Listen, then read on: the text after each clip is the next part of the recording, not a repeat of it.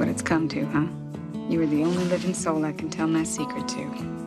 I painted every single one of them. Every big eye. Me. And no one will ever know but you. Where I grew up, it was like suburban art. It was the only kind of art you see in like people's living rooms, bedrooms, offices, supermarkets. So I was very aware of it at the time in American culture of being very present. And as I grew up and older, the images never really left me. I found them quite interesting and disturbing. And it wasn't until like the mid-1990s when a friend told me the story, the real story of the Keens, because I, like most people, thought Walter Keane was the artist. The eyes are the windows of the soul. That's why I paint them so big. I've always done it that way. Why are you lying? Growing up in that sort of era in the late 50s, early 60s, where it's like the American dream, and it's kind of like a weird symbolic version of like this dysfunctional couple creating these weird mutant children, which felt very, you know, a part of the time for me. From my reading around about the sort of real life figures, I mean, it seemed to me that Walter was actually quite an unpleasant person. I don't know if you felt that. I would have found him unpleasant too. Yet, that's me. You know, she might have liked him a lot, and she might have had her reasons.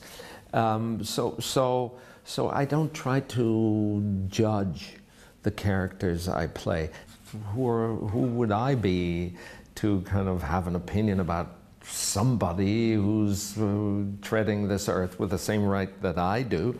And only now I drag my opinion into the public view.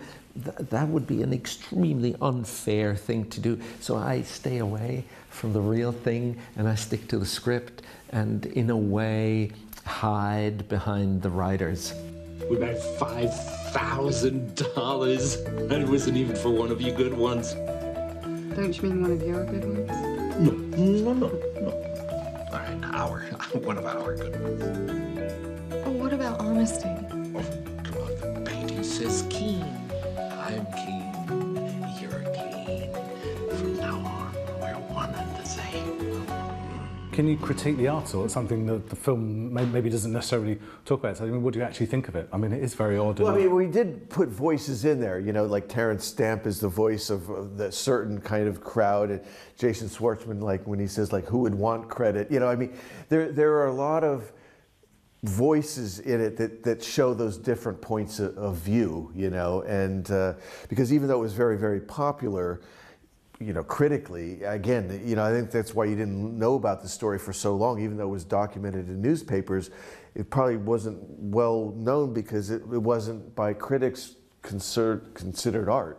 We're sold out. They adore you big guys.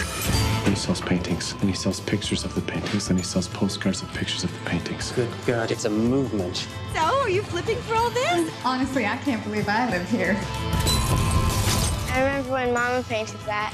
You're confused. I painted that. You spent a long time making German films in Germany and Austria, and obviously in the last few years suddenly you've sort of crossed over to this English language, very sort of big business Hollywood sort of. Just interested in your sort of take on what it feels like to be doing something like this.